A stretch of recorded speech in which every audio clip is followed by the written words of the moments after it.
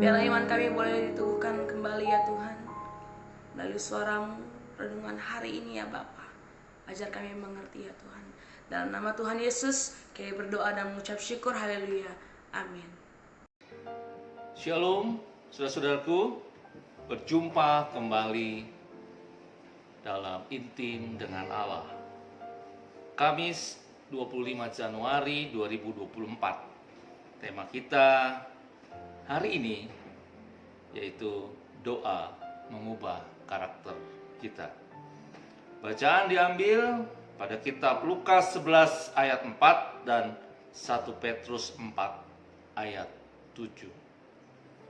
Saya baca untuk saudara-saudara sekalian. Lukas 11 ayat 4. Dan ampunilah kami akan dosa kami, sebab kami pun mengampuni setiap orang yang bersalah kepada kami, dan janganlah membawa kami ke dalam pencobaan. 1 Petrus 4 ayat 7. Kesudahan segala sesuatu sudah dekat. Karena itu kuasailah dirimu dan jadilah tenang, supaya kamu dapat berdoa. Saudara, seorang biarawan Kristen yang hidup sekitar abad ke-5 bernama Benedictus mempopulerkan sebuah slogan dalam bahasa Latin, ora et labora, berdoa dan bekerja. Slogan ini mengingatkan orang percaya untuk tidak hanya bekerja tanpa mendasarinya dengan berdoa, atau hanya berdoa tanpa mau melakukan apa-apa. Kedua-duanya harus dilakukan, dan kita sepakat dengan pendapat itu. Pemahaman ini berarti doa dapat mengubah karakter seseorang. Saudara, semakin sering seseorang berdoa dengan tekun dan doanya itu bukan saja untuk kepentingan diri sendiri, tetapi juga berdoa untuk kepentingan orang lain, maka sudah dipastikan karakternya akan berubah menjadi seperti yang Tuhan inginkan. Saudara-saudara, namun ketika dihadapkan pada problem kehidupan sehari-hari, banyak orang Kristen yang kemudian mengabaikan doa. Mengapa? Kita tahu bekerja lebih kelihatan hasilnya, sementara berdoa kelihatan pasif. Apalagi jika yang didoakan tidak kunjung terjadi, sehingga orang-orang kebanyakan berpikir berdoa atau tidak sama saja. Jika kita tidak memahami kuasa doa, maka kita tidak akan pernah menjadi seorang pendoa. Kita akan terjebak pada pola hidup orang-orang dunia ini yang percaya bahwa nasib mereka ditentukan oleh usaha mereka sendiri. Di dalam Lukas 11 ayat 4 dan 1 Petrus 4 ayat 7, firman Tuhan memerintahkan pengikut-pengikut Kristus untuk berdoa. Dalam doa Bapa kami di Lukas 11 ayat 4, Alkitab menggunakan kata perintah yang nuansanya meningkat.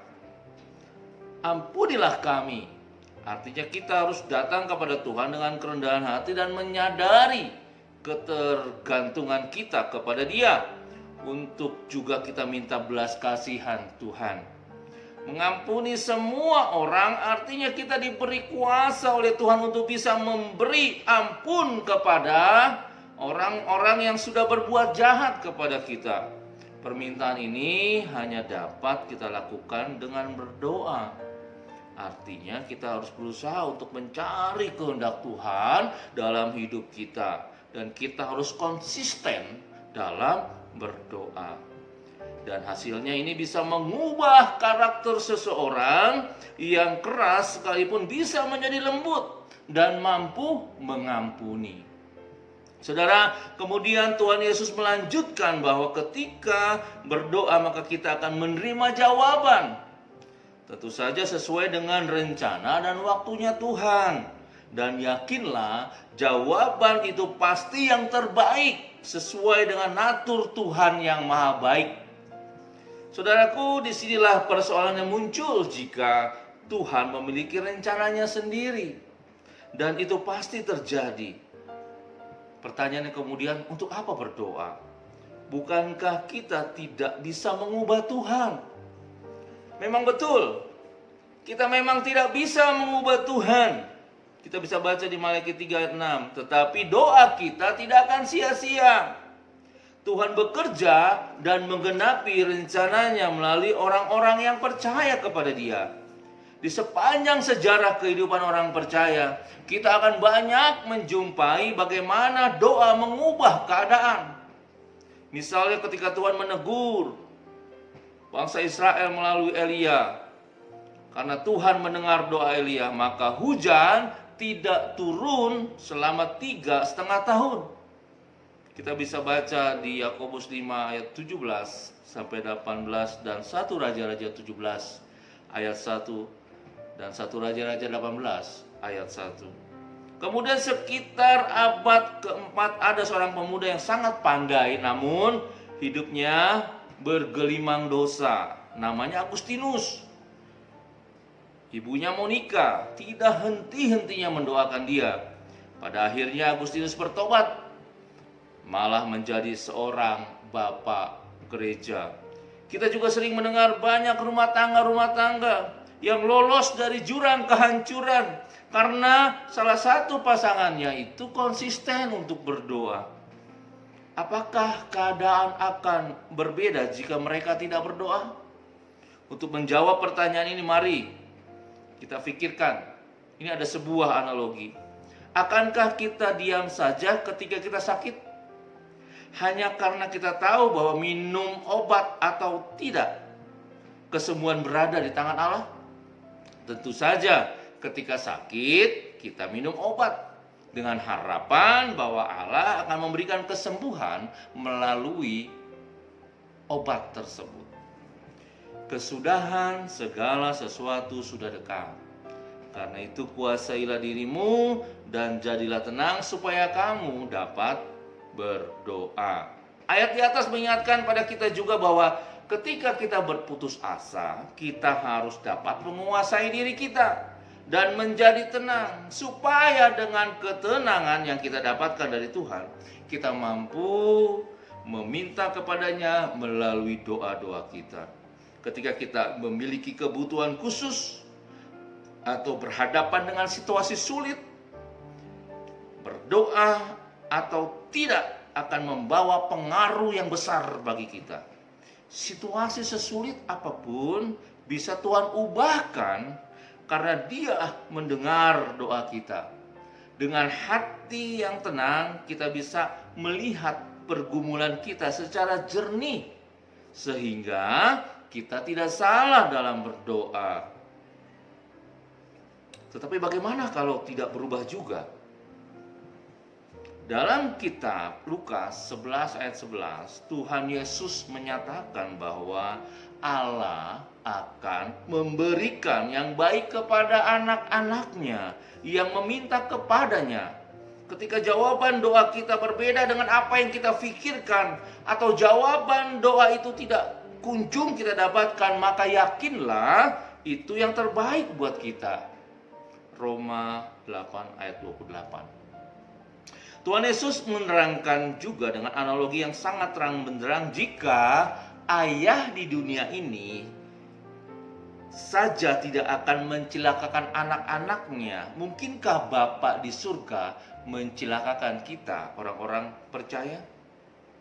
Justru ketika kita mendapat jawaban doa yang berbeda dari apa yang kita pikirkan, bersyukurlah. Mungkin saja apa yang tadi kita pikirkan itu baik, di kemudian hari malah mencelakakan kita misalnya. Atau melalui situasi sulit yang Tuhan izinkan tetap terjadi, karakter kita akan dibentuk menjadi lebih kuat lagi. Refleksi, jika doa sedemikian berkuasa, bahkan mampu mengubah karakter kita, akankah kita mengabaikannya? Sementara banyak orang di dunia ini bekerja keras mengejar sesuatu yang fana, Tuhan telah menyediakan hal yang lebih baik lagi bagi kita, orang-orang percaya. Mari kita berdoa. Bapa, terima kasih untuk hari ini. Engkau sudah menuntun kami sehingga kami mengerti makna doa itu sangat berkaitan dengan mengubah karakter setiap kami. Oleh karena itu, tuntun kami terus Tuhan menjadi pribadi-pribadi yang lembut hatinya untuk Tuhan ubahkan, sehingga dengan demikian karakter kami pun berubah menjadi seperti Kristus. Bapa Surgawi, kami berdoa untuk hari ini. Sepanjang hari ini kami menyerahkan keberadaan kami ke dalam tangan Tuhan. Kami percaya bersama Allah kami mampu melakukan segala sesuatu. Bersama Allah kami berhasil, bersama Allah kami beruntung, dan Tuhan kiranya memakai kami menjadi saluran berkat bagi banyak orang. Terpujilah namamu di atas segalanya. Dalam nama Yesus Kristus kami sudah berdoa dan bersyukur. Amin. Terima kasih. Sampai kita berjumpa kembali pada renungan yang berikutnya. Tuhan memberkati kita semua. Amin.